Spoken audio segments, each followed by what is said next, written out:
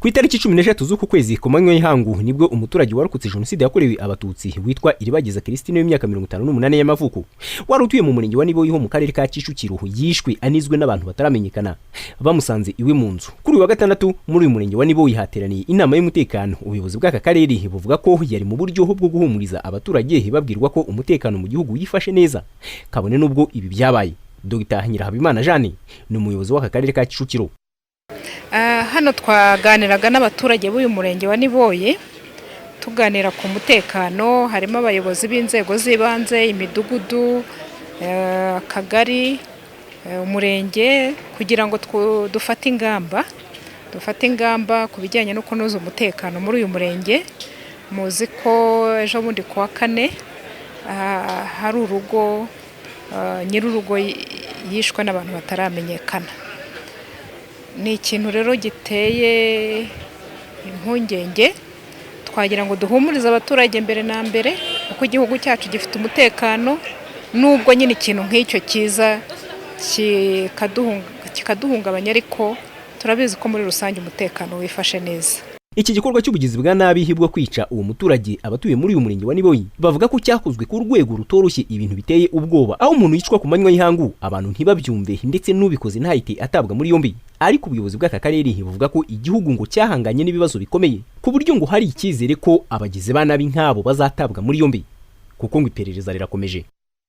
Nubwo cyagenze kuriya, igihugu cyacu cyagiye gihangana n'ibibazo bikomeye kandi kigenda kibyikuramo. Niba hari abantu bameze nk'abariya rero bari mu gihugu, nizeye polisi yacu, twizeye ingabo z'igihugu zacu, twizeye n'izindi nzego z'umutekano ko iki kintu baza kutugaragariza uko byagenze n'ababiri inyuma. Icyizere dufite nicyo cyuko dufite inzego z'umutekano zikomeye, kandi kugeza uyu munsi igihugu cyacu gihagaze neza mu bijyanye n'umutekano. Nubwo iki kintu cyabaye ntitwavuga ko umutekano udahari. Ikindi kigaragazwa n'abaturage ko ari intandaro y'ubugizi bwa nabi n'ubwambuzi muri uyu murenge wa Niboyi ni abamotari batwara abantu by'umwihariko nijoro, aho umuntu akwambura kandi bamuhitse kuri moto, cyangwa moto ikaza ije gusanganira umuntu ushikuje undi ikintu. Ibintu bigaragara nk'aho abo bamotari baba baziranyeho n'abo bagizi ba nabi, nubwo abo bamotari ngo atari bose. Ngibi nabyo ngo bigiye gukurikiranirwa hafi, nk'uko Dr. Nyirahabimana Jeanne uyobora aka karere ka Kicukiro abivuga. Mu Kinyarwanda aravuga ngo umukobwa umwe agatukisha bose. Abamotari bafite akamaro mu gutwara abantu n'ibintu, ariko nk'uko abaturage babivuze, harimo abagira urwo ruhare. Icyo rero ni ugukurikirana, inzego z'umutekano zigakurikirana, ariko noneho n'abamotari nabo bashobora kubigiramo uruhare, bakagaragaza bagenzi babo nabo bari mu bikorwa bibi bihungabanya umutekano.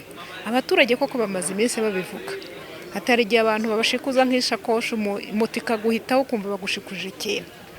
Ibyo rero ni ibintu bigomba gukurikiranwa, abo nabo bakamenyekana, bagafatirwa ibyemezo. Muri iyi nama y'umutekano kandi hagarutswe ku gikorwa cyo gukaza amarondo, byaba ngombwa hagakorwa n'amarondo yo ku manywa, ariko abakora iryo rondo bakongererwa ubushobozi, kumenya abakozi bo mu rugo bagiye guhabwa akazi, kuko ngo hari ababa intandaro y'ubujura n'ubundi bugizi bwa nabi, kumenya abantu bagendagenda mu mudugudu, kumenya amazu yose ahari igikorerwamo, kuko hagaragazwa ingero z'ibipangu bihora bikinze hatazwi igikorerwamo. Ibi byose bikoroshwa no guhererekanya amakuru, nubwo iyo gahunda ngo isanzweho ariko ngo igomba kongerwamo imbaraga. Fulgence Yakizwera, Royal TV.